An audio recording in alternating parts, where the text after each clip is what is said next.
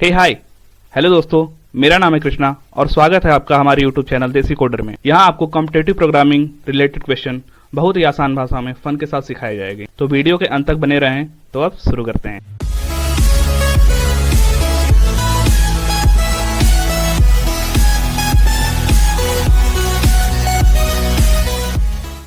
तो बस यार, अब बिना कोई देर के हम आते हैं अपने हैकर के डैशबोर्ड पे।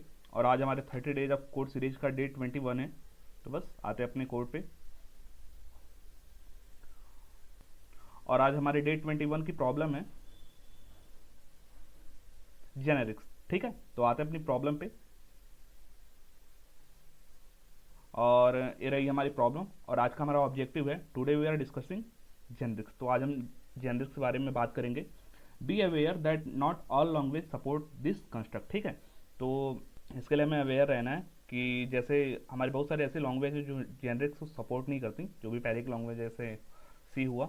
ठीक है, so fewer language are unable for this challenge. ठीक है, तो बस कुछ ही लैंग्वेज हैं जो इस चैलेंज को सपोर्ट करेंगे। ठीक है, चेक आउट द ट्यूटोरियल। और इस क्वेश्चन में हम यूज होने वाले बेसिस को देखेंगे अपने ट्यूटोरियल में। ठीक है, तो यहाँ पे कुछ ही लैंग्वेज हैं जो इस क्वेश्चन को सॉल्व करने के लिए सपोर्टेड है। जैसे जावा 8 है, जावा 7 है, C++ है, C# है और C++ 14 है, स्विफ्ट है। ठीक है, तो इन्हीं सारे लैंग्वेज में हमारी जो भी क्वेश्चन का हमें प्रॉब्लम का सॉल्यूशन दे रहे हैं उसे हमें लिखना है। ठीक है, तो बस आते हैं ट्यूटोरियल में और देखते हैं आज के क्वेश्चन में यूज होने वाले बेसिक्स। ठीक है, तो सबसे पहले हमारा जेनेरिक्स। तो generic construct are a very efficient way to reuse your code. ठीक है, तो जेनेरिक्स होता है वो एक कंस्ट्रक्ट की तरह काम करता है जो हमारे कोड को बार बार यूज करने के काम में आता है बहुत ही इफिशिएंट वे में। ठीक है, तो जब हम जेनेरिक्स में कोई चीज़ डिफाइन करते हैं तो हम अपने कोड को हम बहुत ही इफिशिएंट वे में अपने कोड प्रोग्राम में कहीं भी अपने कोड को यूज कर सकते हैं डिफरेंट टाइप के डेटा टाइप डाल के। ठीक है, तो वही यहाँ पे दिया हुआ है। In this same way you have parameter for a function generics parameterize type and allow you to use apply the same interface class और method using different data type while still restricting operator so that data type. ठीक है, ठीक उसी तरह से जैसे कि हमारा कोई मेथड दिया हुआ है, कोई फंक्शन है और उसमें कुछ पैरामीटर है, ठीक उसी तरह जेनेरिक्स भी काम करता है। और जो जेनेरिक्स पैरामीटर में पास होता है उसे पैरामीटराइज जेनेरिक्स कहते हैं। और ये हमें अलाउ करता है कि हम जो अपने कोड को यूज करने वाले हैं वो किसी भी इंटरफेस में, क्लास में, मेथड में, और या तो कोई भी डिफरेंट टाइप का डेटा टाइप हो, हम उसको यूज कर सकते हैं। और जबकि उस पर कुछ रेस्ट्रिक्शन है जब भी हम अपने डेटा टाइप को यूज करते हैं। ठीक है, meaning that you still get strong type checking eight compile time. ठीक है, तो जब भी हम डेटा टाइप का यूज करते हैं तो ये हमारे जेनेरिक्स में पहले से सपोर्टेड, हम कुछ ऐसा कोड लिख देते हैं कि वो हमारी कंपाइल टाइम पे चेकिंग कर दें हमारे कोड की कि हम कौन सा डेटा टाइप यूज कर रहे हैं। और ये काफ़ी स्ट्रांग होता है और इससे काफ़ी प्रॉब्लम सॉल्व हो जाती है कि हम अपने जब भी कोई भी जेनेरिक्स में कोई भी अपना कोड लिखें और अगर उसमें हमें चेक करना है कि हमारा डेटा टाइप कौन से टाइप का है, तो ये हमें कंपाइल टाइम पे एरर दे देता है। और अगर गलती से हमें कोई गलत डाटा पास कर दिया, नहीं तो अगर हमें रन टाइम पे अगर एरर देता ना तो हमें ज़्यादा प्रॉब्लम होती है उसको सही करने में। ठीक है, तो बस इसीलिए हम वहाँ पे जेनेरिक्स का यूज़ करते हैं। ठीक है, अभी मैं आपको बताऊंगा लास्ट में कि हम आखिर जेनेरिक्स का यूज क्यों पड़ा, हमें क्यों ज़रूरत पड़ी जेनेरिक्स की। ठीक है, तो उसके पहले देखते हैं sound confusing, you have already use generics in more than one challenge. ठीक है, हमने जेनेरिक्स का यूज पहले ही कर चुका है और अगर आपने हमारे लिस्ट और मैप की वीडियो नहीं देखी है तो आप वहाँ जाके देख सकते हैं। मैंने उसके बारे में डिफाइन किया है, मैंने नाम लिया था वहाँ पे जेनेरिक्स का। ठीक है, consider the list and map interfaces. ठीक है, जो हमने पिछले लास्ट वीडियो में देख चुके हैं। ठीक है, आप उसको देख सकते हैं हमारे चैनल देसी कोडर पे। As well as the classes that implement them. ठीक है, और जो भी क्लास हमने लिंक लिस्ट बनाई थी, स्टैक्स बनाए थे, तो उन सब में हमारे जेनेरिक्स का इम्प्लीमेंटेशन भी मैंने बताया था। ठीक है, देयर रेस्पेक्टिव हेडिंग आर। ठीक है, तो कुछ यहाँ पे रेस्पेक्टिव हेडिंग भी है। और यहाँ पे एक कलेक्शन फ्रेमवर्क नाम का एक फंक्शन होता है हमारे जावा में, तो उसमें ई डिफाइन किया है।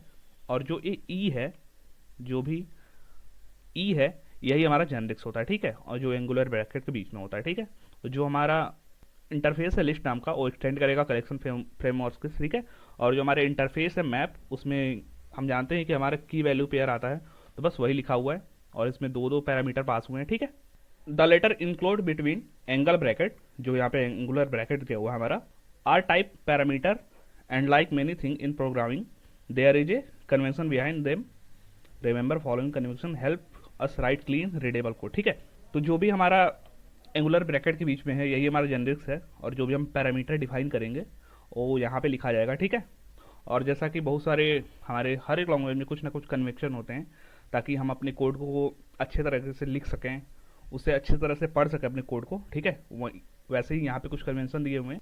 ठीक है, the letter below are commonly use generic type parameter. ठीक है, तो यहाँ पे हमारे जेनरिक्स में कुछ पैरामीटर यूज होते हैं जो हमारे कॉमनली यूज होते रहते हैं, तो उन्हीं कन्वेंशन दिया गया है। जैसे पहले है ई, तो जहाँ पे हमें अगर अपने एलिमेंट को डिफाइन करना होगा तो हम वहाँ पे ई का यूज करेंगे। जहाँ पे हमें की डिफाइन करनी है वहाँ पे के का यूज करेंगे। जहाँ हमें वैल्यू डिफाइन करनी है वहाँ पे भी का यूज करेंगे। जहाँ पे हमें कोई नंबर डिफाइन करना है वहाँ पे एन, और जहाँ पे हमें कुछ डेटा टाइप डिफाइन करने हैं वहाँ पे हम टी का यूज करेंगे। और अगर हमारा टी पहले यूज हो चुका है तो वहाँ पे हम और भी अगर डेटा टाइप यूज करना है तो वहाँ पे हम सेकंड, थर्ड और फोर्थ डेटा टाइप जो भी यूज करना है उसकी जगह पे हम यस यू भी या उसके आगे भी हम उसको यूज कर सकते हैं। ठीक है, a parameterized type is basically a class और interface name that is immediately follow by a type parameter in angle bracket.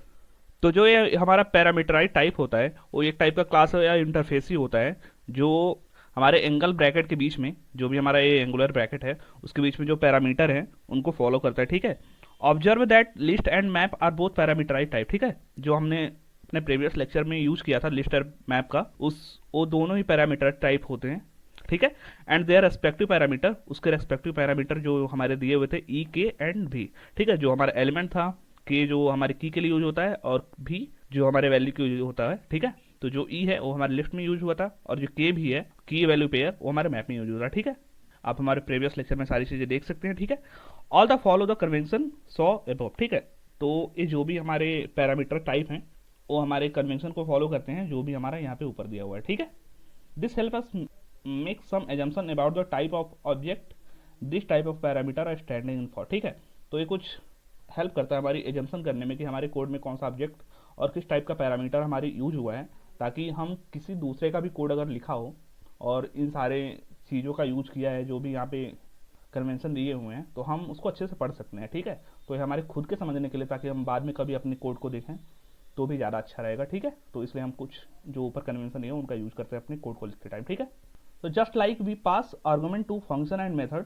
जैसे कि हम अपने फंक्शन या मेथड में कोई आर्गुमेंट पास करते हैं, we need to specify data type, हमें अपने डाटा टाइप को स्पेसिफाई करना पड़ता है for our type parameter when he install instantiate generics object. ठीक है, जब भी हम अपने जेनरिक्स को इंस्टैटिएट करते हैं तो हमें उसमें कुछ पैरामीटर डिफाइन करना पड़ता है और उसका डाटा टाइप भी लिखना पड़ता है। ठीक है, जैसे भी हम अपने फंक्शन और मेथड में यूज करते हैं। ठीक है, तो यहाँ पे एक लिस्ट नाम का इंटरफेस है और यहाँ पे स्ट्रिंग लिस्ट का नाम का ऑब्जेक्ट बनाया है जिसमें हम केवल स्ट्रिंग वैल्यू लेंगे। ठीक है, जो यहाँ पे पहले से स्ट्रिंग लिखा हुआ है यही हमारा एलिमेंट है।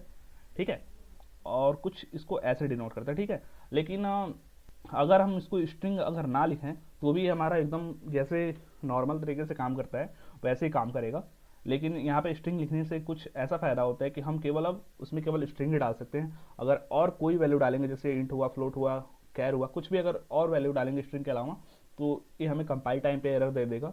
ठीक है, तो इसीलिए हम जेनरिक्स का यूज करते हैं।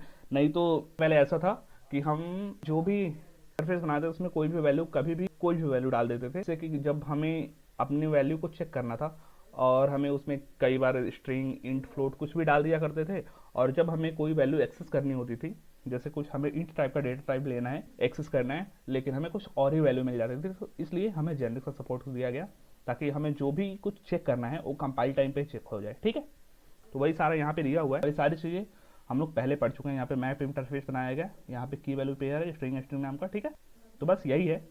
Once a data type is specified and an object is created, जब भी हमारा कोई डेटा टाइप स्पेसिफिक कर देते हैं अपने जेनरिक्स में और उसका कोई ऑब्जेक्ट बना लेते हैं, जैसे यहाँ पे बनाया गया है।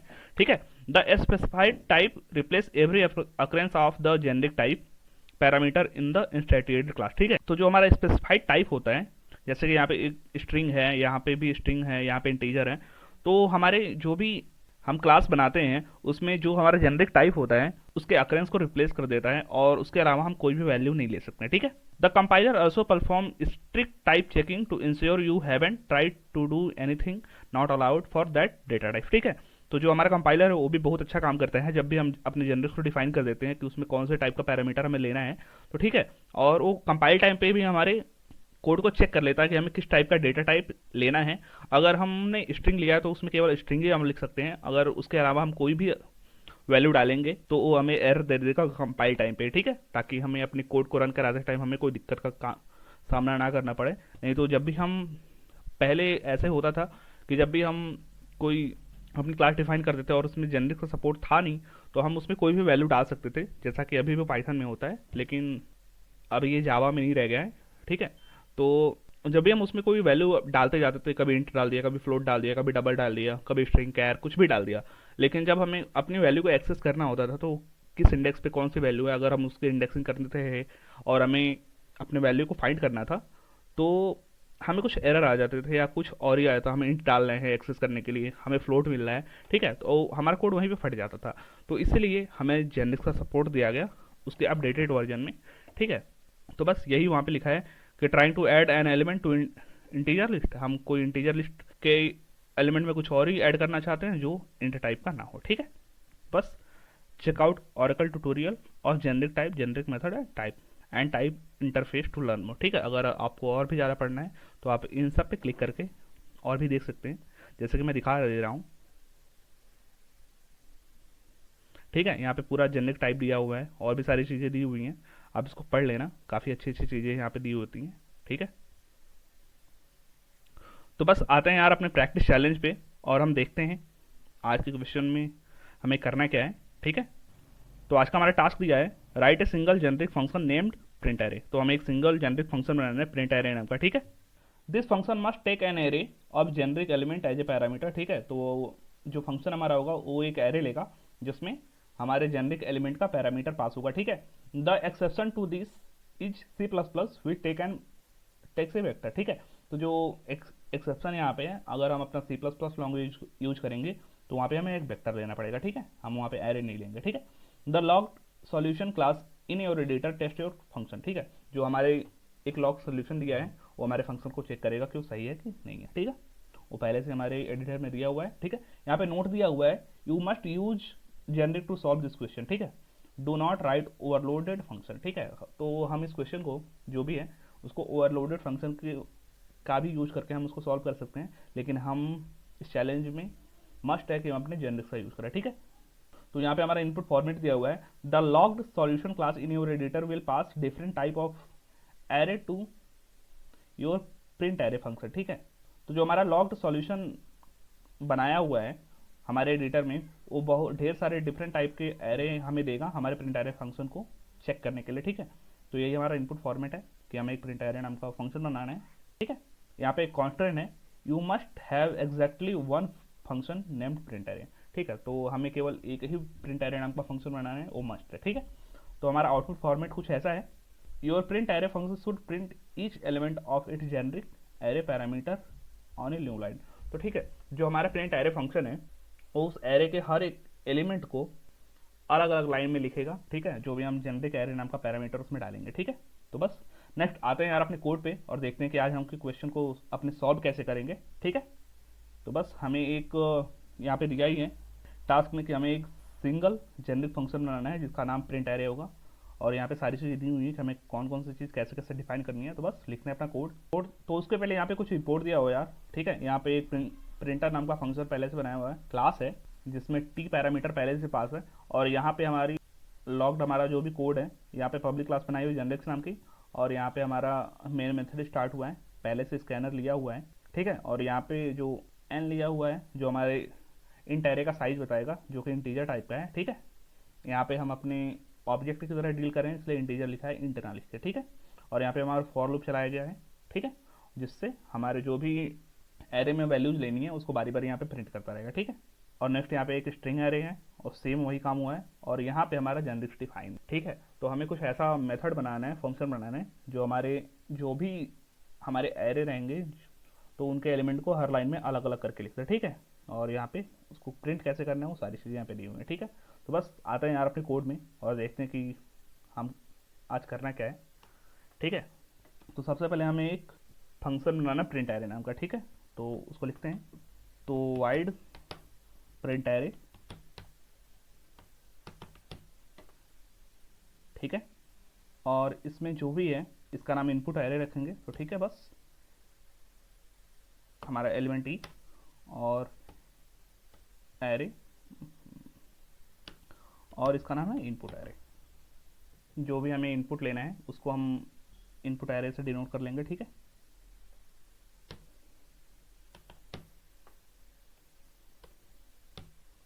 बस लेकिन जो हमारा ये मेथड है वो पब्लिक स्टैटिक टाइप का होगा, ठीक है। तो बस उसको लिखते हैं, ठीक है। और इसमें अब हमें जेनेरिक्स का भी सपोर्ट देना है ताकि हमारे एलिमेंट को प्रिंट कर सके बारी बारी लाइन से। तो बस कुछ नहीं, सिंपल यहाँ पे एलिमेंट हमें प्रिंट करना है तो ई लिख देंगे, बस हो गया हमारा जेनेरिक्स का सपोर्ट, ठीक है। अब नेक्स्ट हमें जो भी हमारे एरे में जो भी हमारी नीचे यहाँ पे एरे दी हुई थी, यहाँ पे उनके सारे एलिमेंट को हमें बारी बारी हर एक लाइन में अलग अलग प्रिंट करना है। तो इसके लिए हम बस एक फॉर लूप चलाएंगे। यहाँ पे हम नॉर्मल फॉर लूप का यूज नहीं करेंगे, करेंगे फॉर ईच लूप का यूज करेंगे, ठीक है। तो इसको बस सिंपल है, इसमें कंडीशन नहीं लिखनी पड़ती, यहाँ पे बस एक ही कंडीशन लिखी जाती है।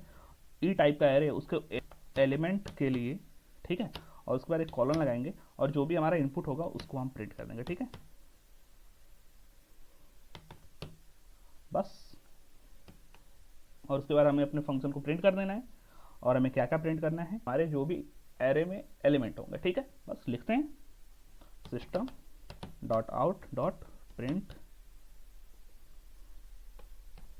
एलन, बस। और हमें प्रिंट जो करना था एलिमेंट, बस हमारा कोड कंप्लीट हुआ। जो भी हमारे एरे में इनपुट होगा उसको ये प्रिंट करेगा और उसके बाद हर एक एलिमेंट को हर एक लाइन में अलग अलग प्रिंट कर देगा, ठीक है। यहाँ पे हमने एलन यूज किया है तो वो अलग लाइन में चला जाएगा, ठीक है। तो बस यही था यार आज हमारा कोड। और अब हम अपने कोड को रन करते हैं और देखते हैं, ठीक है। कॉन्ग्रेचुलेशन, हमारे एक ही सैंपल टेक्स्ट केस था जो पास हुआ, ठीक है। तो यहाँ पे 3 था पहले, जो कि हमारे 3 इंटीजर वैल्यू लेगा 1 2 3 करके, और उसके बाद 2 है जो कि 2 स्ट्रिंग लेगा, ठीक है। जो यहाँ पे हमारा सारा फंक्शन बनाया हुआ था, ठीक है। यहाँ पे पहले एरे था, उसके बाद स्ट्रिंग एरे था, ठीक है, उसके लिए है। और सारी चीज़ें प्रिंट हो गई हैं। अब हम अपने कोड को सबमिट करते हैं और देखते हैं। तो डबल कॉन्ग्रेचुलेशन, सक्सेस और कॉन्ग्रेचुलेशन फिर से, ठीक है। तो बस यही था आज का हमारा कोड। और अब वापस आते हैं अपने कोड में और देखते हैं कि हमारा कोड काम कैसे किया, ठीक है। तो बस यहाँ पे सारा कुछ पहले से दिया हुआ था। एक जेनेरिक्स नाम की क्लास डिफाइन की गई थी, पब्लिक क्लास भी था, एक स्कैनर पहले से इंपोर्टेड था, और सारी चीज़ें जो हमारा इंट एन है जो हमारे एरे का साइज बताएगा, इंट एरे नाम का पहले से बना दिया गया था। यहाँ पे ऑब्जेक्ट डिफाइन है, ठीक है। और उसके बाद हमने फॉर लूप लगाया ताकि हम अपने एरे में कितनी वैल्यूज लेनी है उसको लिख सकें, जैसा कि हमारे यहाँ पे कोड में लिखा हुआ था। 3 इंट लेने हैं तो उसके साइज हमने यहाँ पे डिफाइन किया, उसके बाद बारी बारी 1 2 3 लिख लिया, ठीक है। तो बस यही कुछ था। और सेम ऐसे ही हमारे स्ट्रिंग एरे के लिए भी हुआ है, ठीक है। और यहाँ पे भी उसका साइज दिया हुआ है और साथ में हमें कितनी चीज़ें लिखनी है उसको भी लिख दिया है, ठीक है। तो बस यहाँ पे हमारा अब पैरामीटर डिफाइन हुआ है हमारे जेनेरिक्स में, ठीक है। तो सबसे पहले इंटीजर डिफाइन हुआ है जो कि हमारा डेटा टाइप है। तो जो भी अगर हम अपने स्ट्रिंग में कुछ और वैल्यू लेंगे इंटीजर के अलावा तो हमें कंपाइल टाइम पे भी एरर दे देगा, ठीक है। और स्ट्रिंग के अलावा अगर हम कुछ वैल्यू लेते तो हमें फिर से एरर दे देता, ठीक है। और यहाँ पे इंट प्रिंटर करके उसको लिख दिया गया है, ठीक है। और सारी चीज़ें यहाँ पे एक इफ कंडीशन लगाई हुई है, ठीक है। उसके बाद हमें जो भी प्रिंट करना था उसको प्रिंट कर दिया, ठीक है। तो बस यही था यार आज का हमारा कोड। आई होप आपको मज़ा आया होगा और अच्छे से समझ में भी आया होगा, ठीक है। और ऐसे ही हमारे साथ बने रहें और हम आगे भी ऐसे ही क्वेश्चन सॉल्व करते रहेंगे और ढेर सारी मस्ती करते रहेंगे पढ़ते पढ़ते हुए, ठीक है। ठीक है, तो बस यही था आज का। तो बस आज की क्लास हम यहीं पे समाप्त करते हैं। अगर आपको हमारी वीडियो अच्छी लगी हो तो हमारे चैनल देसी कोडर को सब्सक्राइब करें और हमारे वीडियो को लाइक करें, और अपने दोस्तों क्लासमेट जो भी कोडिंग सीखना चाहते हैं या जिनकी इच्छा है कॉम्पिटिटिव कोडिंग से रिलेटेड क्वेश्चन करने की, तो उनके बीच में डेफिनेटली ज़्यादा से ज़्यादा शेयर करें। अगर आपके पास हमारे वीडियो से रिलेटेड कोई सुझाव हो तो हमारे कमेंट बॉक्स में जरूर शेयर करें। फिर मिलते हैं नेक्स्ट वीडियो में एक नई प्रॉब्लम के साथ और एक नई मस्ती के साथ। तब तक के लिए bye, keep learning, keep coding. धन्यवाद।